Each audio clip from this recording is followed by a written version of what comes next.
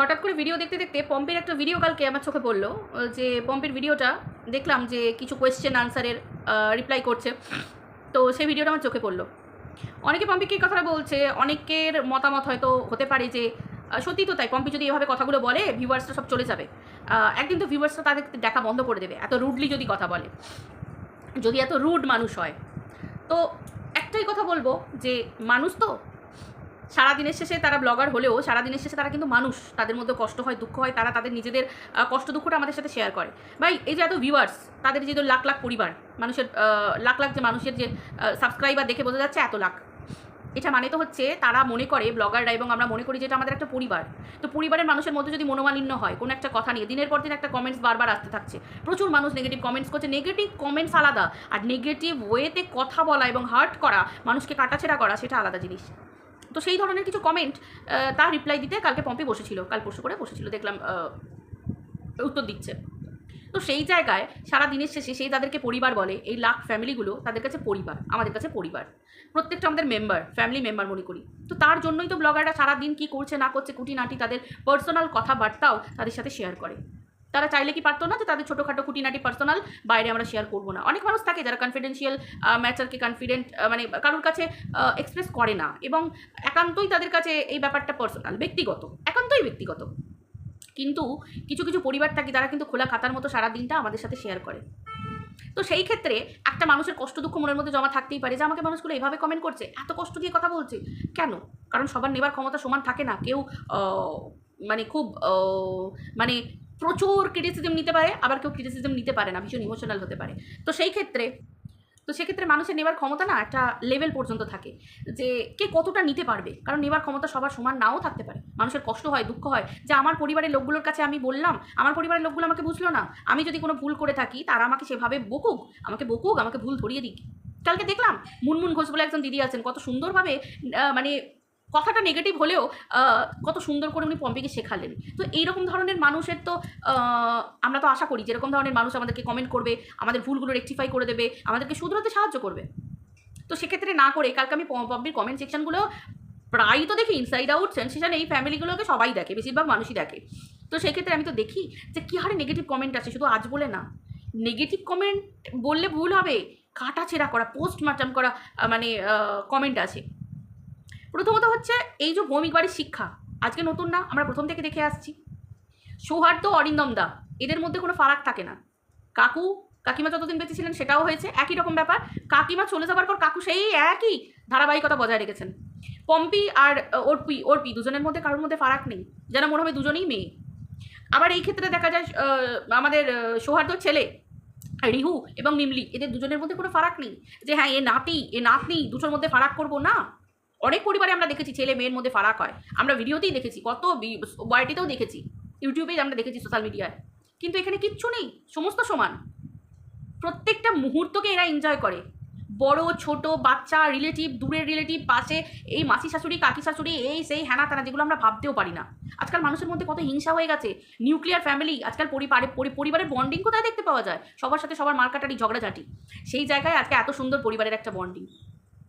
তাদের আলাদা আলাদা চ্যানেল আছে, ভৌমিক কাকুর আলাদা চ্যানেল আছে, অর্পিতে সৌহার্দ্যর আলাদা চ্যানেল আছে, প্রত্যেকটা কাপেল, এদের অরিন্দমদার আর পম্পির একটা চ্যানেল আছে। তো তাদের চ্যানেলে কারা কি স্পন্সর করবে, তাদের প্রত্যেকের আলাদা আলাদা চ্যানেল, তাদের স্পন্সরশিপ তারা আলাদা আলাদা পাবে। তারা এদেরকে একজন অফার করবে, এদেরকে একজন, তাই দিয়ে আমরা মানুষগুলোকে বিচার করতে পারি না। একটা স্পন্সরশিপ দিয়ে কি পরিবারের বন্ডিং বিচার করা যায়? কে একে হায়দ্রাবাদ দিল, কে একে উত্তরাখণ্ড দিল, কে একে সাউথে দিল, কে একে কী দিল, কে একে দুবাই ট্রিপ দিল, এগুলো দিয়ে মানুষের ব্যাপার বিচার করা যায়?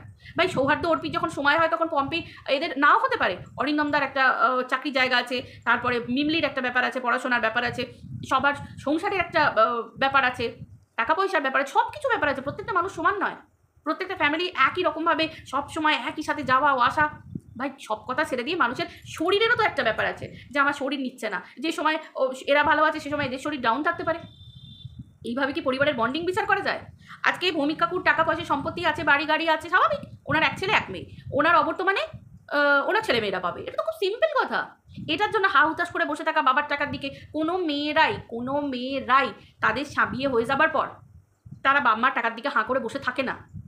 বাবা মার বাপের বাড়ি মানে হচ্ছে তাদের একটা সফট কর্নার, তাদের জায়গা, যে এটা আমার বাড়ি, এই ধারণাটাই ভুল। এখনকার দিনে এই ধারণাটাই ভুল যে বিয়ে হয়ে যাওয়া মানে আমার ওই বাড়ির প্রতি কোনো অধিকার নেই। আরে ভাই, সম্পত্তির অধিকার ফলানো আলাদা, আর ভালোবাসার অধিকার ফলানো, অভিমানের অধিকার ফলানো, সেই দুটো জিনিস আলাদা। আজকালকার মানুষের চিন্তা ধারণাটাই তো এরকম ফ্রাস্ট্রেশন হয়ে, মানে ফ্রাস্ট্রেটেড পিপল হয়ে যাচ্ছে। এত ফ্রাস্ট্রেশন, কিছু মানুষের না পাওয়া মানুষকে এত এরকম তৈরি করে দেয়, হিংস্র তৈরি করে দেয়। এগুলো দোষ মানুষের না, এগুলো সময়ের দোষ। কারণ আজকালকার প্রত্যেকটা ফ্যামিলি নিউক্লিয়ার, এরকম বন্ডিং আমরা চট করে দেখতে পাই না, স্বাভাবিক। আর যাদের বন্ডিং দেখি তখন আমাদের মনের মধ্যে একটা কষ্ট হয়, না পাওয়াগুলো কাজ করে যে এরা পাচ্ছে আমাদের মধ্যে এটা নেই। তখন মানুষ ফ্রাস্ট্রেশনের ক্ষেত্রেও ফ্রাস্ট্রেটেড হয়েও মানুষ অনেক কমেন্ট করে। আর যে ধরনের ফ্রাস্ট্রেটেড পিপলদেরকে আমরা কখনো জীবনেও চেঞ্জ করতে পারবো না, কারণ এটা নিজের মানসিকতাকে নিজেকে পাল্টাতে হয়, এটা কোনো মানুষ পাল্টাতে পারে না। আজকে আমরা দেখেছি যে কাকুর দায়িত্ব পালন করছেন, ভূমি কাকুর দায়িত্ব পালন করেন। এই তো জামাই ষষ্ঠী, এত দূর থেকে ওনার পক্ষে সম্ভব মাছের মাথা তরকারি করে ব্যাঙ্গালোর নিয়ে ছোটা? সম্ভব নয় তো। জামাইকে পাশে বসে খাওয়ানো, উনি ওনার জন্য টাকা পাঠিয়ে দিয়েছেন, উনি সেই রকমভাবে ওরা প্রত্যেকটা মানে প্রত্যেকটা মুহূর্তকে এনজয় করে। কাকি শাশুড়ি, জেঠি শাশুড়ি, মামি শাশুড়ি, মাসি শাশুড়ি, এর জন্মদিন, ওর জন্মদিন, এবং বাড়িতে যারা কাজ করে তাদেরকেও কাজ করার চোখে দেখে না, তারাও ফ্যামিলি মেম্বার। এগুলো মানুষ শিখতে পারে না, তাই না? এত ভালোবাসা, এত বন্ডিং। আজকে তো এরা বাবা মা, পম্পিরও বাবা হচ্ছে ভৌমিক কাকু, সেরকম সৌহার্দ্য বাবা হচ্ছে ভৌমিক কাকু। তো কাকুর দুটো সন্তান, এই যাতে কষ্ট না পায়, এর কাছে থাকে, ওর কাছে গিয়ে থাকে, তো সেটাই তো ভালো কথা, স্বাভাবিক কথা। ভৌমিক কাকুর বাড়িতে তিনি মনে করেন যে আমার স্ত্রী এটা সংসার, অবশ্যই কাকিমার সংসার, কাকিমা কাকুর হাতে দায়িত্ব তুলে দিয়ে গেছেন।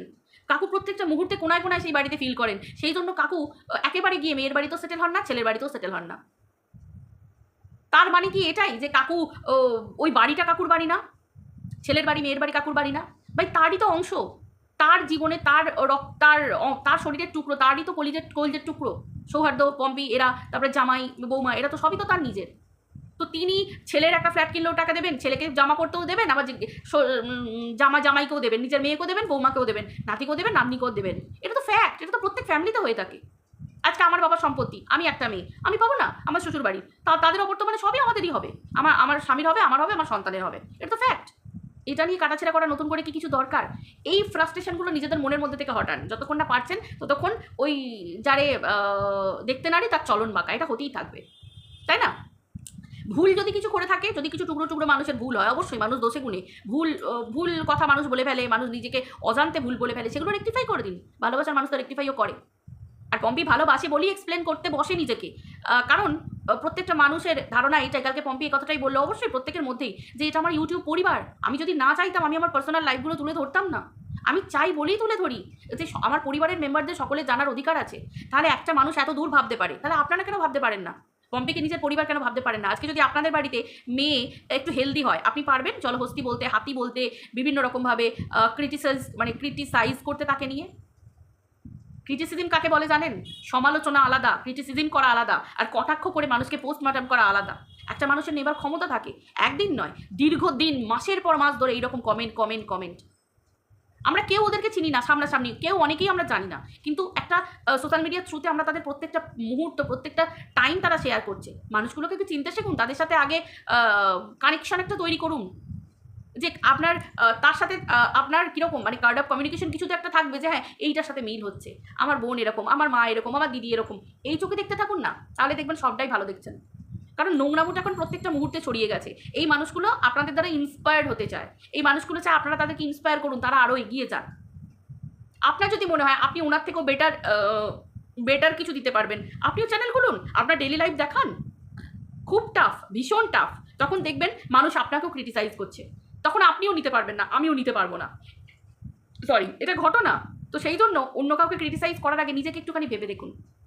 কিছু কিছু বয়স্ক মানুষ থাকে যারা না পুরনো জায়গায় স্মৃতি আঁকলে রাখতে চায়, এবং কিছু কিছু মানুষের চিন্তাভাবনা থাকে যে দেখবেন আমি এখানে থাকলে ভালো থাকবো, আমার পূর্বপুরুষ এখানে আছে, তাদের স্মৃতি এটা, তো আমার হাজব্যান্ড এখানে দেহ রেখেছেন, আমার এখানকার স্মৃতি এটা। এইরকম বয়স্ক মানুষদের মধ্যে চিন্তাভাবনা থাকে এরকম, যেমন ভৌমিক কাকুর মধ্যে এই চিন্তাভাবনা আছে, সেরকম অরিন্দমদার মায়ের মধ্যেও একই চিন্তাভাবনা আছে, মাসিমার মধ্যেও, যে আমার এটা বাড়ি, এটা আমি বিয়ে হয়ে এসেছি এই বাড়িতে, এবং অরিন্দমদার একটা পরিবার আছে, যেটা জাতুতো খুঁড়তুতো পরিবারের একটা কত সুন্দর বন্ডিং। উনি ওখানে একা নেই, যে হ্যাঁ অসুস্থ হলে ওখানেই পড়ে থাকবেন, কোনো জায়গায় চিকিৎসা হবে না, কোনো কিছু হবে না, না আসা পর্যন্ত, এরকম কিছু না, তাদের পরিবারের কাছেই তারা আছে, তাদের পরিবারের বন্ডিংও আমরা দেখেছি। এটা শো অফ নয়, কারণ ভৌমিক কাকুর বাড়িতে কিছু হলে সেই পরিবার পর্যন্ত কিন্তু আতিথেয়তা করার জন্য এবং লৌকিকতা করার জন্য ভৌমিক কাকু পর্যন্ত যান। তাহলে দেখেছো তো, আমরা দেখেছি তো। নিজের মেয়ের বেলা এরকম হার, সোনার হার, এবং বনির বিয়েতেও সেই রকম ধরনের সোনার হার আমরা সবাই দেখেছি, যে এটা দিখাওয়া নয়, এটা মন থেকে, এবং এই লৌকিকতা বহু বছর ধরে পালন হয়ে আসছে। তো এইগুলো মানুষের জানতে হয়, শিখতে হয়, এবং সব জিনিস নেগেটিভ ওয়েতে ছোড়ার আগে না একটু পজিটিভিটিটা ভাবার চেষ্টা করুন। এতে নিজেদের মন পরিষ্কার থাকবে, নিজেদের মাথা শান্ত থাকবে, সব শান্ত থাকবে, কাউকেই খারাপ লাগবে না। তো সেই জন্য মাসিমা ছেলের বাড়িতেও যান, থাকেন কিছুদিন, আবার চলে আসেন। এটা ফ্যাক্ট যে সেই মানুষটাকে এবার বয়সকালে না এই বয়স্ক মানুষদের একটা মতামতের দাম দিতে হয়। আমাদের কথায় তারা কেন চলবে? আমাদের সুবিধার জন্যে। আজ পম্পির সুবিধার জন্য পম্পি নিজের শাশুড়িকে জোর করে নিয়ে গিয়ে নিজের কাছে রাখবে? এটা তো আমার মনে হয় না ঠিক বলে। কারণ সেই মানুষটা যেখানে ভালো থাকে সেই জায়গায় তাকে রাখা দরকার, সেই জায়গায় তাকে রাখা তার অধিকার আছে। সেটা তার স্বামীর বাড়ি, তার বাড়ি, তার নিজের জীবন।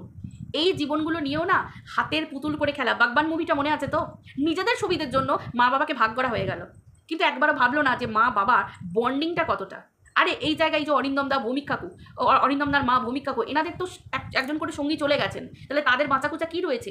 এই ছেলে, বৌমা, নাতি নাতনি, তারপরে হচ্ছে নিজের পরিবারের এখনও এতজন আছেন, তারপর নিজের সেই বাড়িটা যে জায়গায় উনি বউ হয়ে এসেছেন, এখানে ভৌমিক কাকু কাকিমাকে নিয়ে সংসার করেছেন, তাহলে সেই মানুষগুলোর যে অ্যাটাচমেন্ট, সেটা থেকে তাদেরকে ছেড়ে দেওয়া, টান দিয়ে সরিয়ে দেওয়া উচিত নয়।